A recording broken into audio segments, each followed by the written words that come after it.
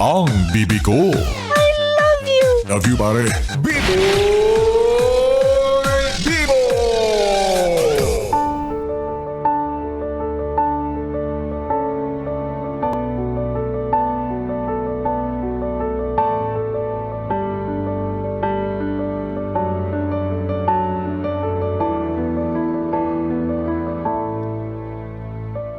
Yes, pre, ako'y nagbabalik, DJ B-Boy Bibo, para sa ating tuloy-tuloy na BB Time tungkol sa usapin para sa ating mga minamahal na kasambahay.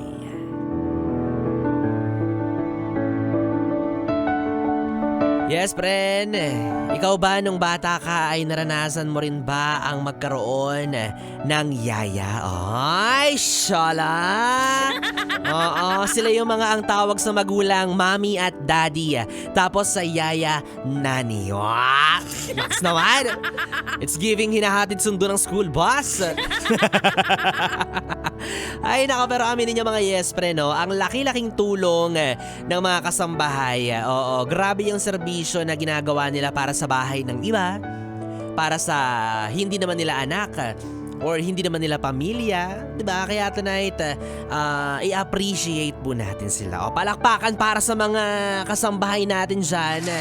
Oo, na sa mga oras na ito ay malamang sa malamang ay gising pa dahil meron pa mga tinatapos na trabaho o hindi naman kaya ay nagbababad na ng labada para bukas dahil araw ng Sabado o Linggo. 'Di ba? Alam ko 'yan, alam ko yung routine ninyo, kaya naman kudos po para sa inyo, no. Wala man ako maibigay na Christmas bonus sa inyo.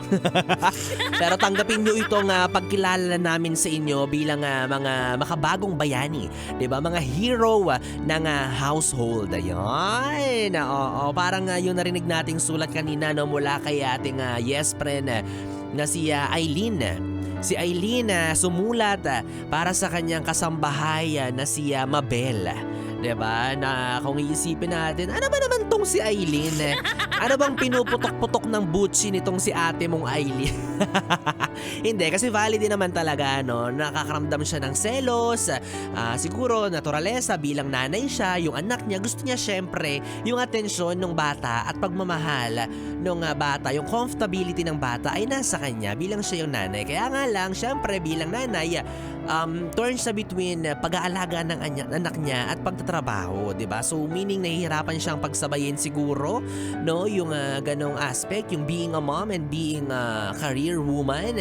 Kaya here we go with Ate Mabel na to the rescue, na handang mag-alaga at magmahal kumalinga sa kanilang anak na si Chase, 'di ba? Na para habang nagtatrabaho sila mag-asawa, merong maiiwan para sa anak nila. Yun nga lang ang sentimiento nitong si Ate Mabel ay tila napapalapit na raw talaga ang loob ng anak niya kay Ate Mabel, 'di ba? Na parang mas close pa yung anak niya sa yaya kumpara sa kanya na bilang ina. Oh, 'di ba? Okay, gets na natin 'yon. Valid naman yung nararamdaman niya, pero at the end of everything, choice mo naman 'yan. Ikaw ang kumuha niyan. Alam mong kailangan mo siya, kaya nandyan siya, and above all, be grateful, 'di ba? Be appreciative na nasa mabuting kamay yung anak mo, no? Alam ko naman na naiintindihan mo yan, sadyang hindi mo lang kontrolado yung nararamdaman mo, but sana mangibabaw sa iyo yung pangunawa na yung anak mo ay nasa mabuting kamay, nasa mabuting pangangalaga, hindi minamaltrato,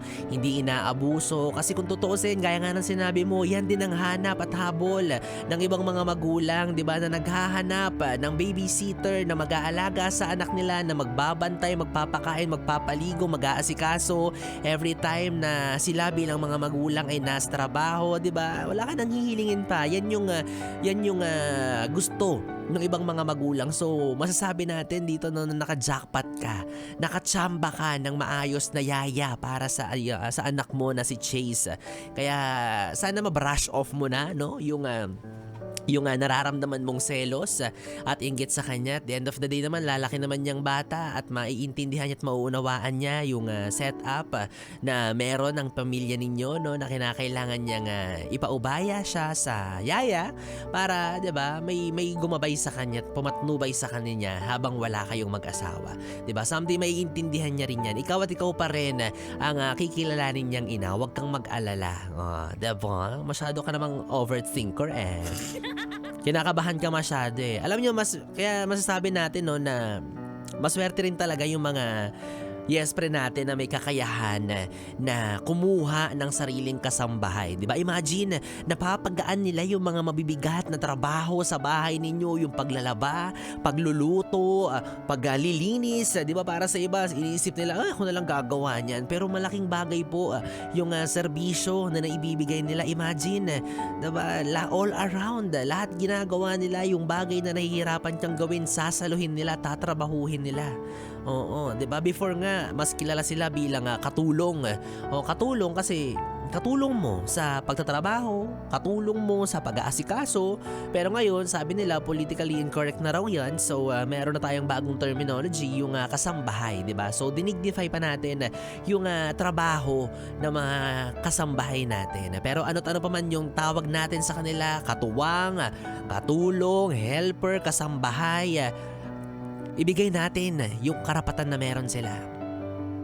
Gaya mo bilang tipikal na empleyado na nagtatrabaho, of course, deserve din nila yung tamang pahinga, yung tamang sweldo, tamang pagtrato. Kahit sabihin mo pa na nandyan lang siya sa bahay ninyo, umiikot yan, na parang turumpo yung puwet niyan. Yun na yung terminology nila, di ba? Na all around, iniikot niya yung bahay ninyo maghapon na magdamag para lang masigurado na masasatisfy kayo sa serbisyo na ibinibigay niya sa inyo. So, i-appreciate natin sila na hindi porket, nasa bahay ka lang naman magdamag, gawin mo pa rin to hanggang mamayang madaling araw. Grabe ka na, te. Sumbong kita sa dolet eh. Oo, lalo na yung mga, di ba, yung mga stay-in sa inyo, they are part of the household. Parte na sila ng bahay ninyo, ng tahanan ninyo. Nakatira na kayo sa ilalim ng iisang bubong. So, ano na lang ba yung ituring natin sila bilang pamilya? 'Di ba? Kung hindi natin sila kaya or gustong ituring bilang pamilya, kung gusto mo pa rin ng boundary, ng limitations between being an employer and employee, so go.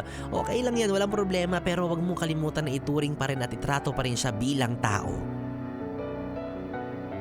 Tama na sa kultura at stereotype na kapag kasambahay ka, inaapi ka, kinakawawa, huling kakain, tira-tira yung kakainin, alipin, kasi kagaya mo, they are also human being. People trying to get a better life, trying to survive. May binubuhay na pamilya, may pamilya rin niya na umaasa sa kanya, pamilya na hindi niya nakakasama dahil sa nature ng trabaho na meron siya. Na kahit mahirap kagaya nung kanina sa sulat na narinig natin, diba, nagagalit na yung mga anak ni Ate Mabel sa kanya. Kasi siguro ilang taon na siyang hindi nakakauwi, lalo na tuwing gantong season, tuwing Pasko, nagtatampo na yung mga anak niya sa kanya. Na habang siya nag-aalaga ng ibang bata, yung mga anak niya napabayaan niya sa probinsya. Pero masisisi niyo ba siya? Mahirap yung kalagayan niya. For sure, it takes courage and hard heart para lang maisagawa mo yung sakripisyo na yun na para din sa mga anak mo, na para din sa mga taong mahal mo. So every helper or kasambahay na nakikita ninyo sa kung sino-sino or kung saan-saang household, may mga umaasa dyan, may mga malalaking pangarap din yan. Kaya sana ituring natin sila ng maayos, 'di ba?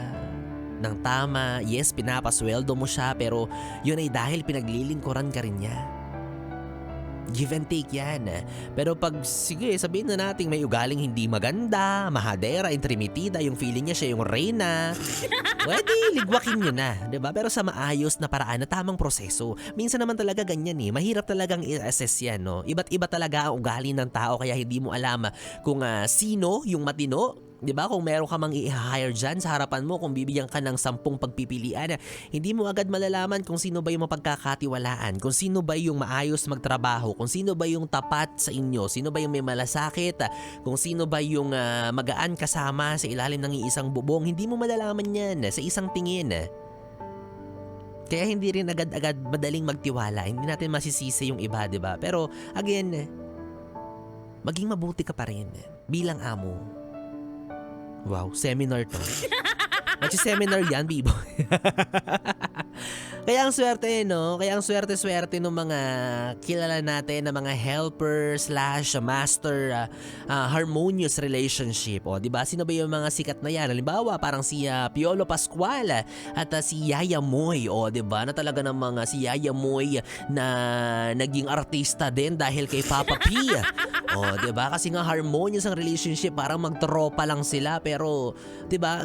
Kita nyo kung paano ituring ni Piolo Pascual yung assistant niya. Piolo Pascual na yun Ikaw pa kaya na Piolo Ascal lang